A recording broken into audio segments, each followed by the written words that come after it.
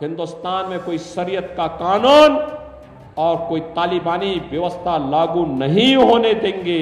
इसके लिए चाहे कोई भी कीमत चुकानी पड़े। ये औरंगजेब की आत्मा घुस गई है इनके अंदर। औरंगजेब मुगलों का सबसे क्रूर बादशाह था। बहनों और भाइयों, कोई मुसलमान भी अपने पुत्र का नाम औरंगजेब नहीं रखता। इसलिए नहीं रखता है क्योंकि औरंगजेब ने पहले अपने भाई की हत्या की, फिर अपने बाप को मारा, अपने बाप को तड़प तड़प करके एक एक बूंद पानी के लिए तरसाया। उसका बाप शाहजहां भी कहता है कि औरंगजेब तो जैसा दुष्ट पुत्र किसी को पैदा न हो, तो ने जीते जी मुझे एक एक बूंद पानी के लिए तरसाया है। तो उससे अच्छे तो ये हिंदू हैं जो अपने बड़े बुजुर्गों का सम्मान करते हैं और मरने के बाद भी श्राद्ध और तर्पण करके अपने पितरों को जल देने का काम करते हैं।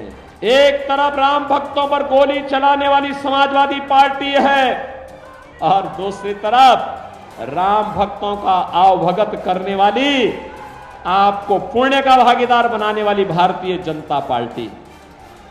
और इसीलिए मैं आया हूं आपसे कहने के लिए, पूरे देश की जो आवाज है वो आवाज यही है कि जो राम को लाए हैं, जो राम को लाए हैं, कि कांग्रेस सत्ता में आई तो पर्सनल लॉ लागू करेंगे। पर्सनल लॉ का मतलब जानते हैं आप? पर्सनल लॉ का मतलब बेटी स्कूल नहीं जा पाएगी, महिलाएं बाजार नहीं जा पाएंगी, 3 तलाक की कुप्रथा को फिर से लागू करेंगे और इनके द्वारा कहा जा रहा है तालिबानी शासन लागू करेंगे। अरे हिंदुस्तान बाबा साहब भीमराव अंबेडकर के बनाए हुए संविधान से चलेगा। हिंदुस्तान में कोई शरीयत का कानून और कोई तालिबानी व्यवस्था लागू नहीं होने देंगे। इसके लिए चाहे कोई भी कीमत चुकानी पड़े। बहनों और भाइयों, ये कहते हैं अगर सत्ता में आए तो हिंदुओं पे वरासत टैक्स लगाएंगे। ये वरासत टैक्स का मतलब जानते हैं आप? वरासत टैक्स का मतलब आपके पूर्वजों ने जो संपत्ति अर्जित की है, जो संपत्ति आपको अर्जित की है, आपके पूर्वजों ने, आपके बाप दादों ने, आपकी मां ने, उस संपत्ति का ये लोग क्या करेंगे? सर्वे करवाएंगे और उसमें से आधी संपत्ति पाकिस्तान, बांग्लादेश और रोहिंग्या मुसलमानों को बंदर बांट करने का काम करेंगे।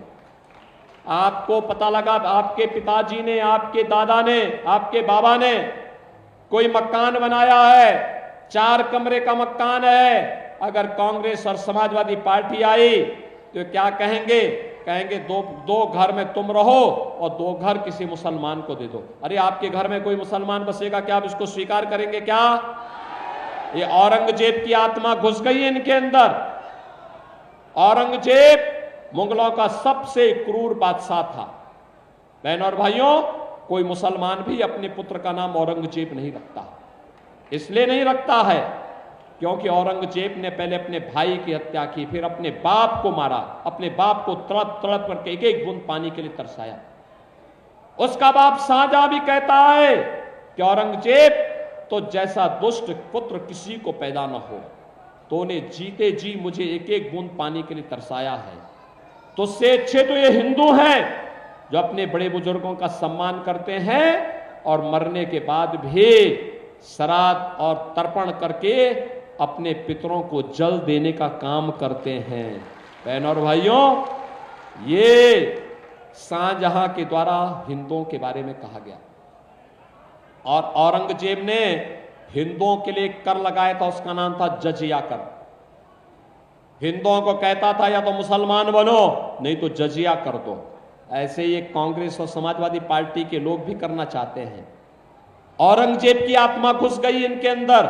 औरंगजेब को मिट्टी के अंदर ही दफन रहने दो, उसको जीवित मत होने दो। और यही कहने के लिए मैं आया हूं। बहनों और भाइयों, आप सबसे मेरी अपील है, मैं पूछना चाहता हूं, अयोध्या में क्या राम मंदिर का निर्माण समाजवादी पार्टी और कांग्रेस के लोग करा पाते क्या? करा पाते क्या? कितने लोग अयोध्या गए हैं आप में से? वाह भाई, काफी बड़ी संख्या गई है। और मैं कहूंगा चुनाव के बाद दयाशंकर से, पीयूष राय से और नीरज शेखर जी से भी कि यहां के लोगों को एक बार अयोध्या का दर्शन करवा के लेके आओ। आज नई अयोध्या देखेंगे ना, आप भी देखेंगे कि भगवान राम की कृपा साक्षात बरस रही है।